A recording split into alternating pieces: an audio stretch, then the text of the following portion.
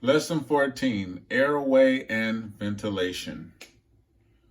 Because oxygen is vital to life, always ensure that the patient has an open airway and is breathing.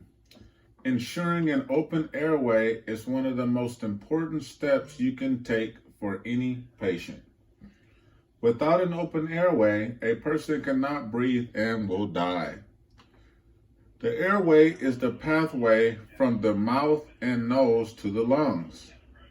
A person who can speak or cry is conscious, has an open airway, is breathing, and has a pulse.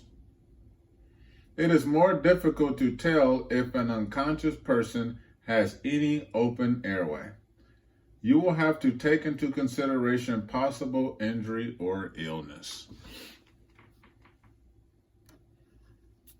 Okay, next slide here, we have a scenario that we will be having to discuss in person in which you are the emergency medical responder. Your medical emergency response team has been called to the fitness center by building security on a report of an employee who complained of having difficulty breathing.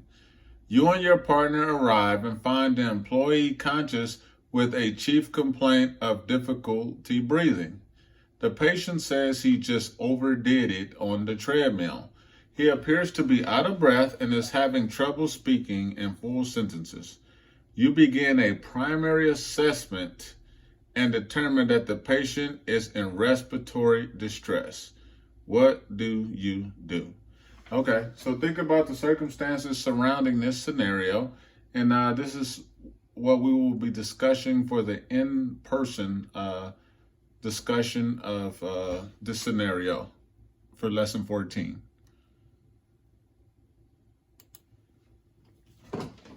Next slide, the importance of an open airway. Okay.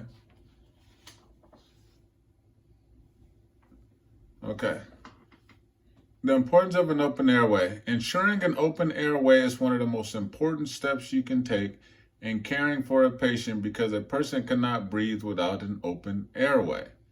Okay, that's very important to address that issue. If an airway is being blocked and we are tending to a patient and this is not something we check, there's no way this person is going to be able to breathe unless they can get an open airway. Next is a patient who can speak or cry is conscious, has an open airway, is breathing, and has a pulse. So if someone can do these things, that means that they're conscious, right? You have to, in order to cry, you have to be conscious. If you can, in order to speak, you have to be conscious. If someone is breathing and has a pulse, okay?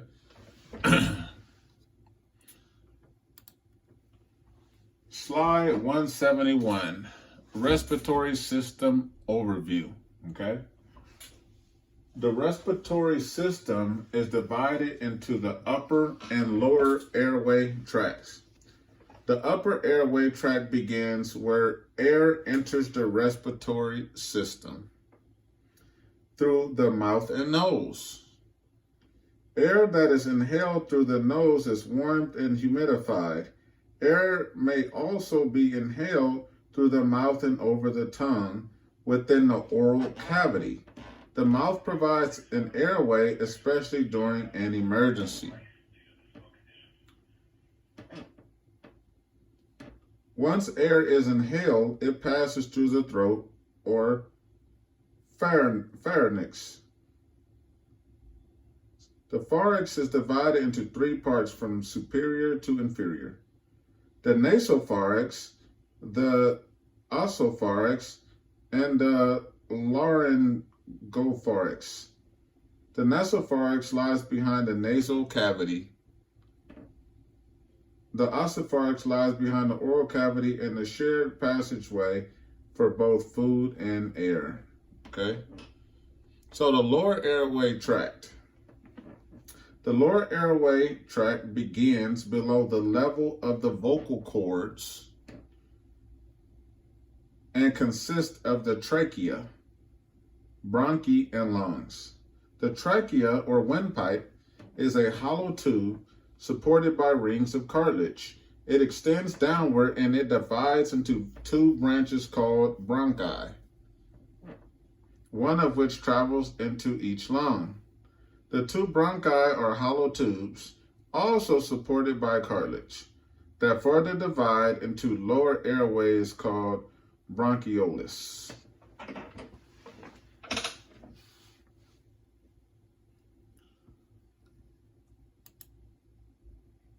Oxygenation. Oxygenation refers to the amount of oxygen in the bloodstream. Oxygen is exchanged between the alveoli of the lungs and the capillaries, and at the cellular level between the capillaries and the cells. If an insufficient amount of oxygen is delivered to the cells, this is referred to as hypoxia and may result from an obstructed airway, shock, inadequate breathing, drowning, strangulation, choking, suffocation, cardiac arrest, chest or head trauma, carbon monoxide poisoning, or complications of general anesthesia. So you see here, oxygenation. The amount of oxygen in the bloodstream is referred to as oxygenation. Hold on. Wait, where do we go? Oh, right here. And then also an insufficient amount of oxygen delivered to the cells is referred to as hypoxia. Next slide. Types of respiratory emergencies.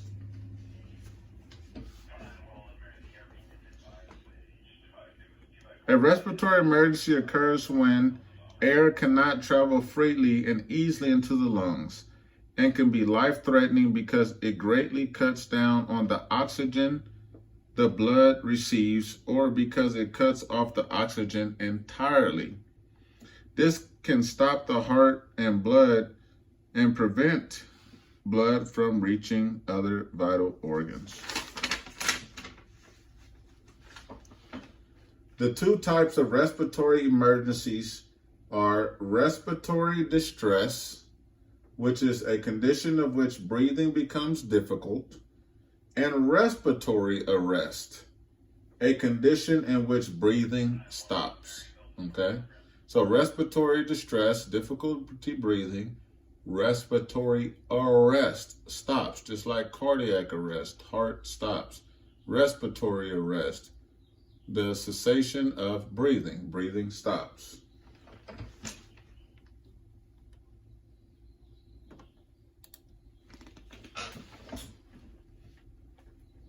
Causes of respiratory distress, okay?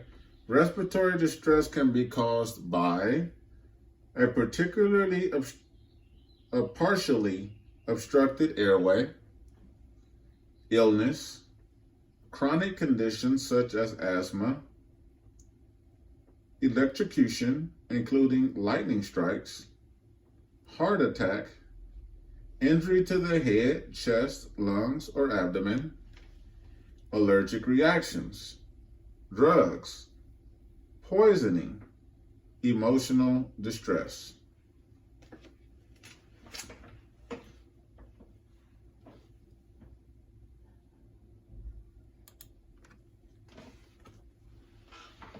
Okay, here are some signs and symptoms of respiratory emergencies. Slow or rapid breathing, unusually deep or shallow breathing, wheezing, gurgling, or high-pitched noises,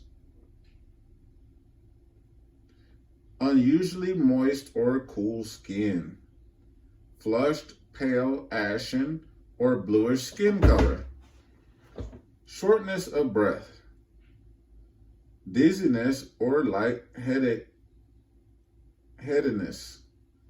pain in the chest or tingling in the hands, feet, or lips, apprehensive or fearful feelings.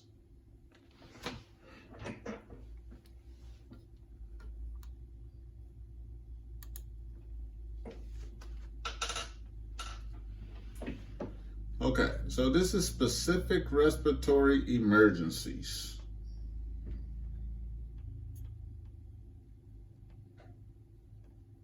Okay.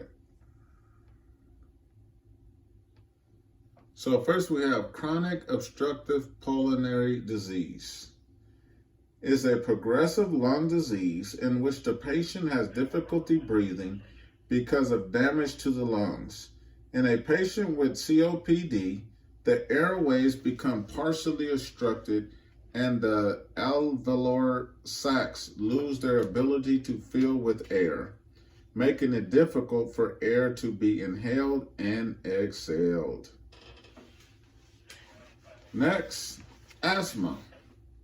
Asthma is an ongoing illness in which the airways swell. An asthma attack happens when an asthma trigger, such as exercise, cold air, allergens, or other irritants, affect the airways, causing them to suddenly swell and narrow. This makes breathing difficult, which can be very frightening. So the next is pneumonia. Pneumonia is an infection that causes inflammation of the lungs. Because of the inflammation, the air sacs in the lungs begin to fill with fluid, and oxygen has trouble reaching the bloodstream. Pneumonia can be a serious illness in older adults because of normal age-related changes, such as weakened cough, reflex, and impaired mobility, and can even result in death. Acute pulmonary edema. Pulmonary edema is an abnormal buildup of fluid in the lungs that can result in death if not properly treated. It is usually caused by inadequate heart pumping when the left ventricle starts to eject less blood than the right. This places excessive pressure on the lungs and allows fluid to leak into the alveoli and capillaries. Acute pulmonary edema causes severe respiratory distress, altered mental status, and coughing with some bloody sputum. Signs and symptoms of pulmonary edema include shortness of breath, difficulty breathing, including wheezing or gasping for breath. Next is hyperventilation. Hyperventilation occurs when a person breathes faster and shallower or deeper than normal. When a patient is hyperventilating, carbon dioxide levels in the blood decrease, reducing blood flow to the brain. This causes fear, anxiety, and confusion, as well as dizziness and a numb and tingling feeling in the fingers and toes. Next, we have pulmonary embolism. Pulmonary embolism is a blockage in the arteries of the lungs. Symptoms include a sudden onset of dyspnea, chest pain that is located and does not radiate, coughing up blood, and fainting. The embolism usually has traveled from a blood clot in another part of the circulatory system, typically in the legs, and then lodges somewhere in an artery in the lung. Next is emphysema.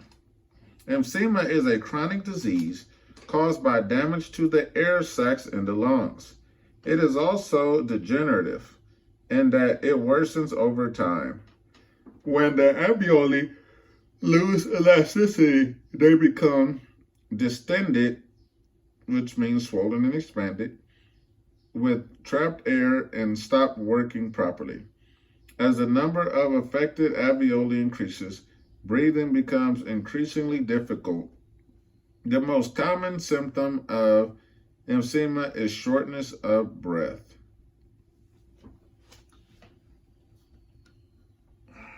Next slide.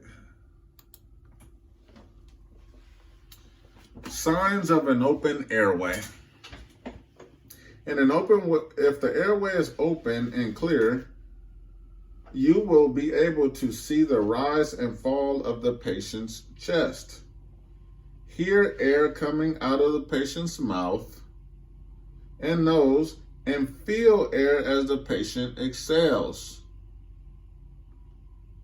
If the patient is able to speak in full sentences without distress, the airway is open and adequate. The ability to speak is a sign that air is moving past the vocal cords. The sound of the patient's voice is another indication of airway status. A patient who is speaking in normal tones has an adequate airway and is breathing effectively.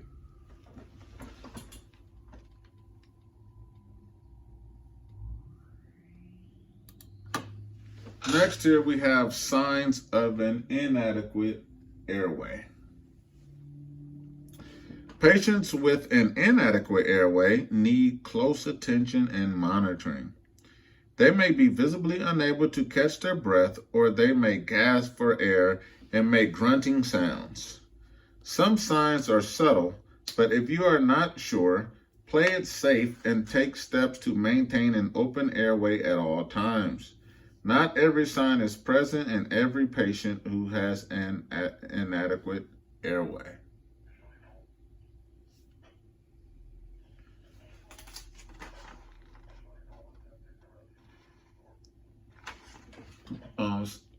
We have here visibly unable to catch breath, gasping for air, abnormal breath sounds, grunting, stridor, snoring, okay? That's an inadequate airway.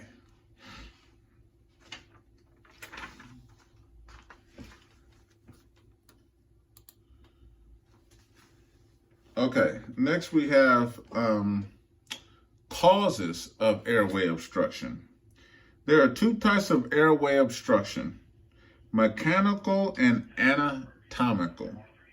Any foreign body lodged in the airway is a mechanical obstruction and an emergency situation that needs immediate attention. The most common cause of foreign body airway obstruction in adults is a solid object such as food. Fluids such as saliva, blood, or vomit can also block the airway. Other causes of airway obstruction include loose or broken dentures. In the case of small children under age 4, large chunks of food and small objects such as toy parts and balloons commonly cause airway obstruction. In an unconscious patient, the most common cause of airway obstruction is the tongue.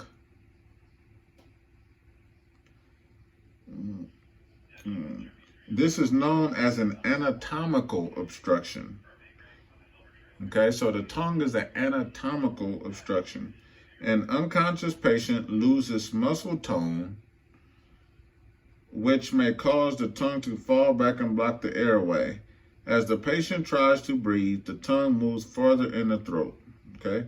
Other conditions that block the airway anatomically include swelling due to trauma, okay, like we see here on the slide, infection, asthma, emphysema, or anaphylaxis.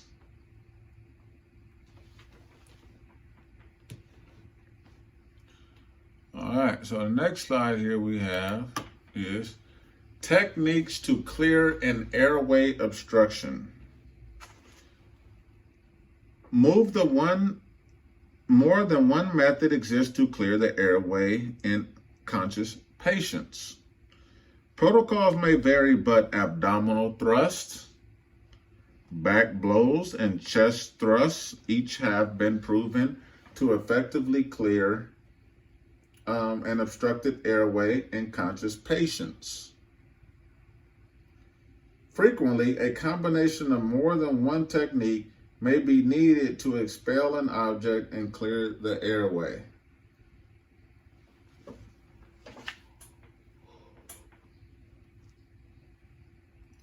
And here we also have CPR for unconscious patients.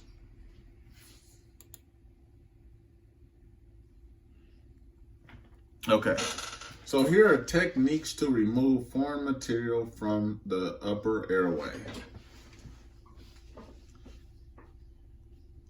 Two techniques can be used to remove visible foreign matter and fluids from the upper airway of an unconscious patient: finger sweeps and suctioning.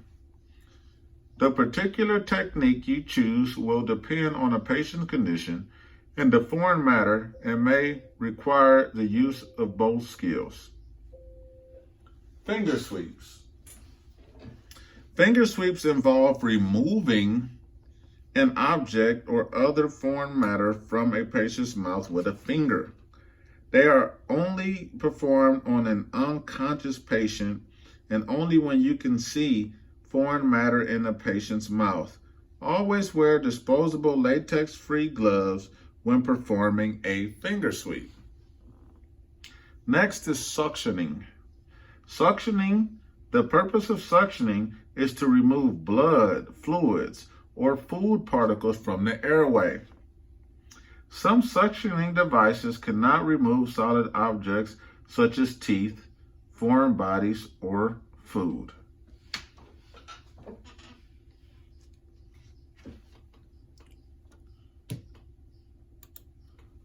All right, slide 182, okay? Any of the following signs suggest that the patient is expending too much effort to breathe and that breathing is inadequate. Muscles between the ribs pull in on inhalation, okay? As the patient breathes in, you may notice the muscles pulling inward between the ribs, above the collarbone, around the muscles of the neck, and below the rib cage. Pursed lips breathing. The patient exhales through pursed lips, much like whistling. This maneuver helps control the patient's breathing pattern. Nasal flaring. Flaring out of the nostrils on inhalation is a sign of inadequate breathing in children and infants. Next, we have fatigue or swelling.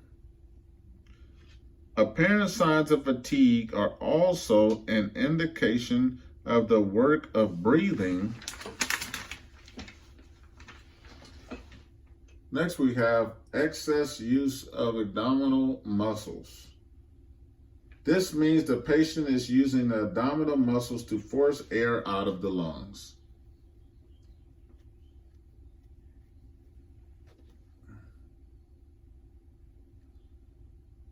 So next we have sweating. Fatigue or sweating. Sweating, a patient with sweating and anxious may be in severe respiratory distress.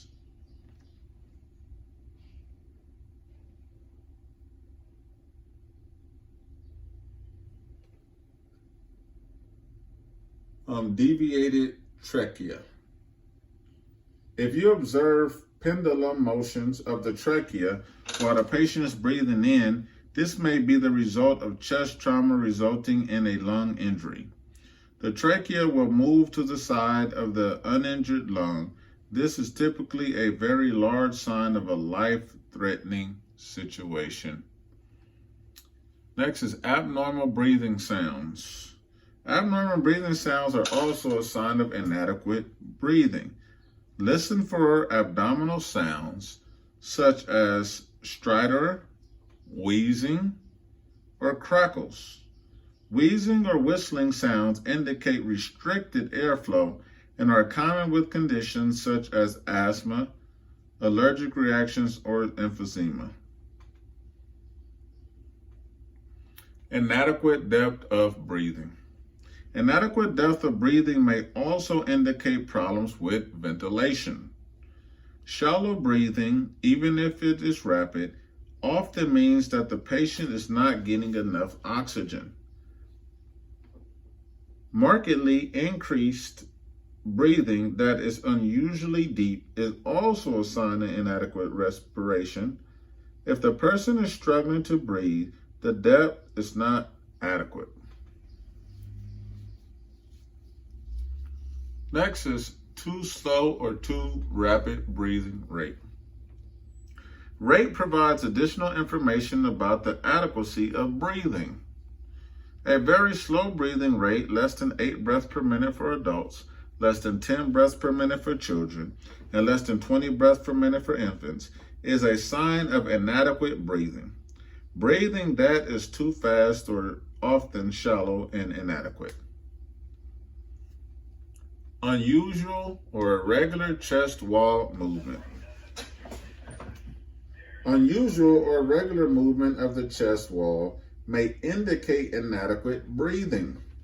A chest injury needs immediate attention because it can cause rapid and severe deterioration of the person's breathing.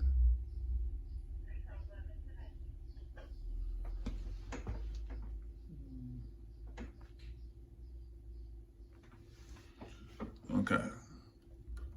Irregular respiratory patterns. Irregular respiratory patterns may also be a sign of inadequate breathing, particularly when associated with a slow or rapid heart rate.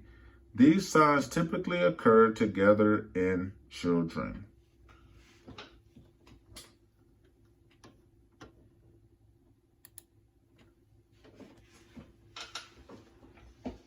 Signs of inadequate oxygenation.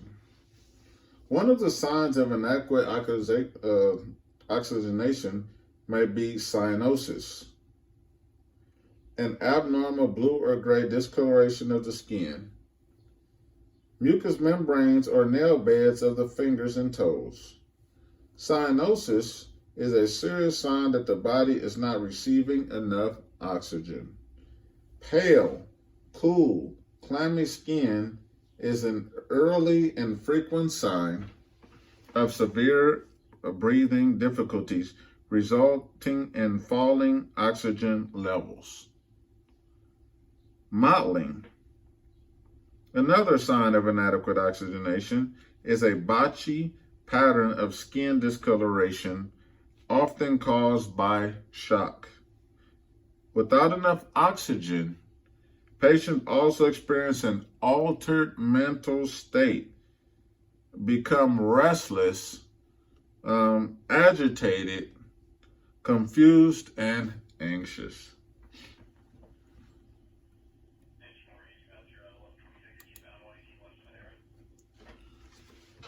All right, here we have artificial ventilation methods, okay? First, we have mouth-to-mask ventilation. Using a resuscitation mask allows you to breathe expired air with or without supplemental oxygen into a patient without making mouth-to-mouth contact. Use of the mask reduces the risk of disease transmission while providing enough oxygen to sustain life.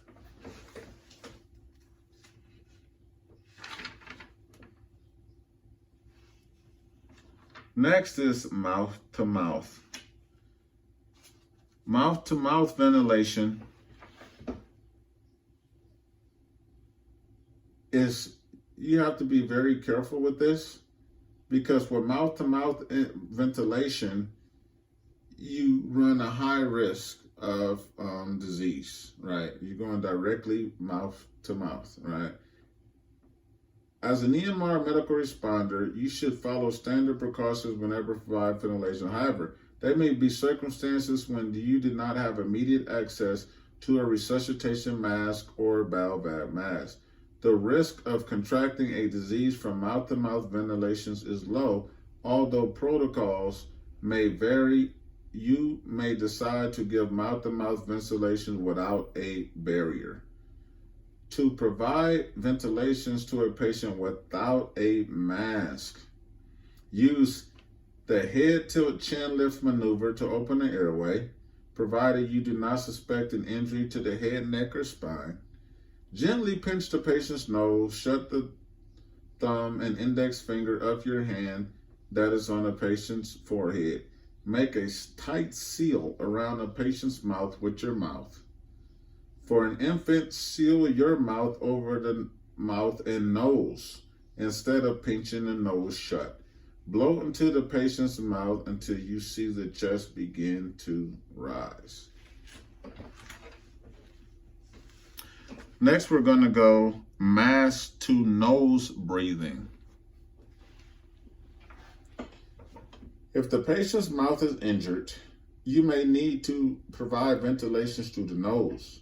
To perform mask to nose breathing using a resuscitation mask, open the airway using the head to chin lift maneuver. Place the resuscitation mask over the patient's mouth and nose. Use both hands to keep the patient's mouth closed. Seal the resuscitation mask with both hands. Provide ventilations. Next is mask to stoma breathing. On rare occasions, you may see an opening in a patient's neck as you tilt the head back to check for breathing.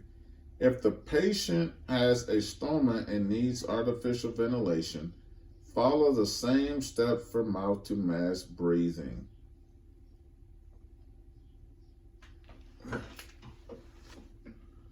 Okay, next we have bag valve mask resuscitator.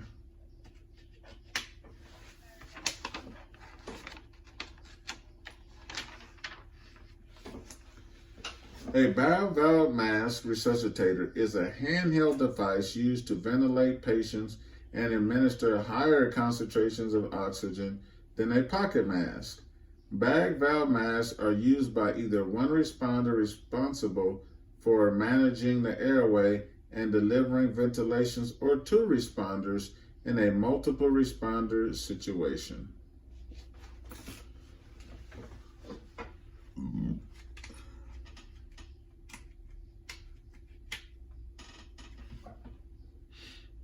Next slide.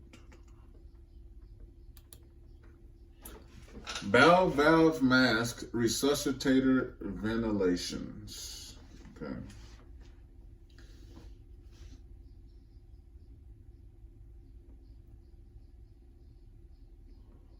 Three-part device: a bag, a valve, and a mask. Okay.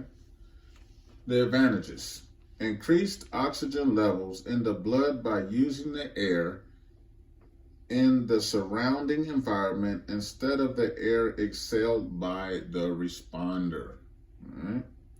Can be connected to supplemental oxygen. It works far more efficiently, less fatiguing to have to do this with your own breath, right? Are more effective for delivering ventilations than using a resuscitation mask when used correctly. Protects against disease transmission and inhalation hazards if the patient has been exposed to a hazardous gas. May be utilized with advanced airway adjuncts.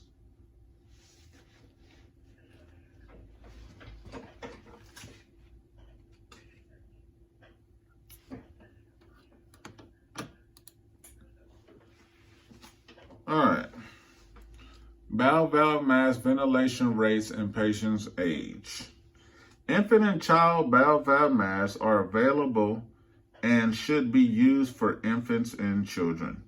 Using an adult bowel valve mask on an infant has the potential to cause harm and should not be used unless a pediatric bowel valve mask is not available and medical control advises you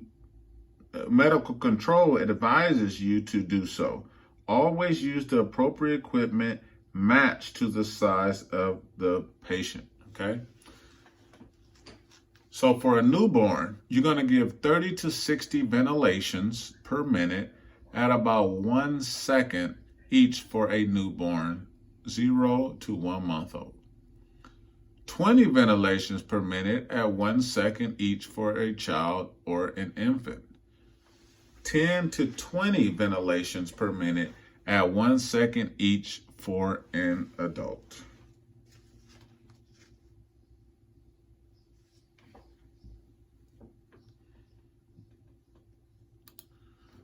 Okay, next up here we have another scenario that we are going to discuss in person. You are the emergency medical responder. While waiting for emergency medical services, EMS personnel to arrive, you complete a sample history and secondary assessment. You have helped the patient into a position of comfort for breathing when he loses consciousness and stops breathing. He has a pulse. Okay, so just think about the scenario and how you would handle the situation. And this is another scenario that we will discuss in our classroom portion, in our in-person portion of this lesson. Okay. Assessing breathing sounds. Unobstructed airways are easy to identify with a stethoscope.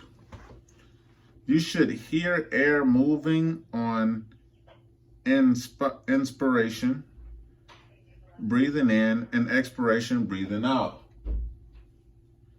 If there are decreased lung sounds in a particular area of the lungs, you will hear no sound or a reduced sound compared with the other areas of the lungs. To listen to the lungs in the front, you must identify the mid-clavicular lines and move down the chest. On sides, listen along the mid-axillary lines between the fourth and fifth intercostal spaces. In the back, listen along the mid-scapular lines and move down the back. Compare sounds heard on both sides. If you suspect obstruction, if you hear abnormal sounds such as wheezing, rales, rhonchi, or stridor.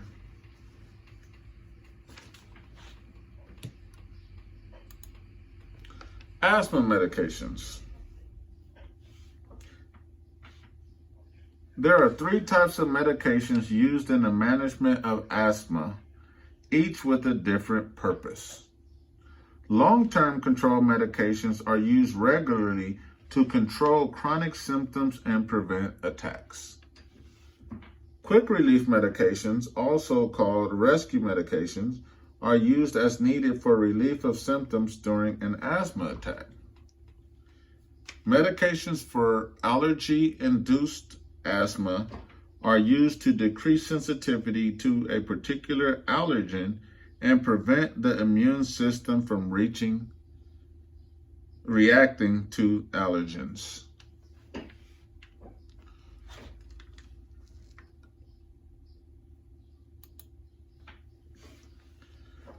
The asthma medication delivery systems. Metered dose inhaler. A metered dose inhaler is a small handheld aerosol canister with a mouthpiece. It is designed to allow patients to inhale a specific amount of asthma medication into the lungs in one puff. A spacer, a tube attached to an inhaler that serves as a reservoir for the medication, may be present. Dry powder inhaler. A dry powder inhaler is similar to a metered dose inhaler. A dry powder inhaler is a handheld device that delivers a dry powder of the medication inside a small capsule, disc, or compartment inside the inhaler. Some dry powders may have no taste, while others are mixed with lactose to give them a sweet taste. The DPI is administered, dry powder inhaler, is administered by breathing in quickly to advocate the inhaler, so there is no depressing of the inhaler. Small volume nebulizer. A small volume nebulizer is designed to administer aerosolized medication, mist, over a few minutes, ensuring the efficiency of drug delivery during treatment will not be jeopardized, even if the patient takes a single ineffective breath. Nebulizers are common for children under the age of 5, those who have difficulty using inhalers, and those with severe asthma.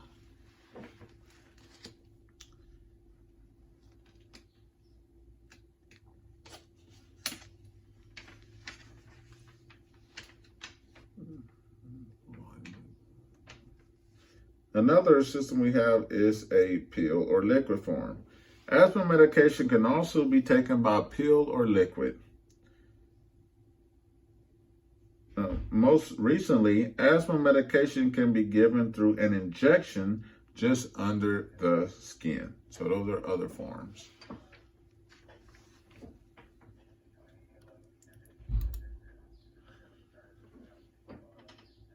Peak flow meter. Okay.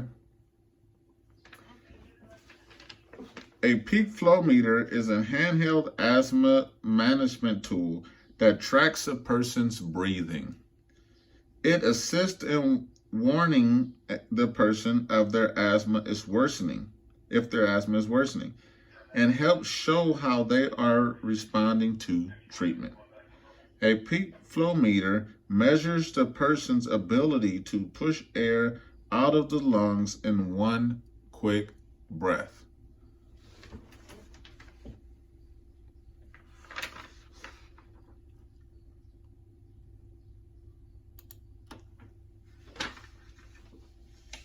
So here are some common side effects of asthma. Increased heart rate, palpitations, nausea or vomiting, nervousness, sleeplessness, dry mouth, cough, hoarseness, headache, or throat irritation. Those are common side effects of asthma. And that ends lesson 14.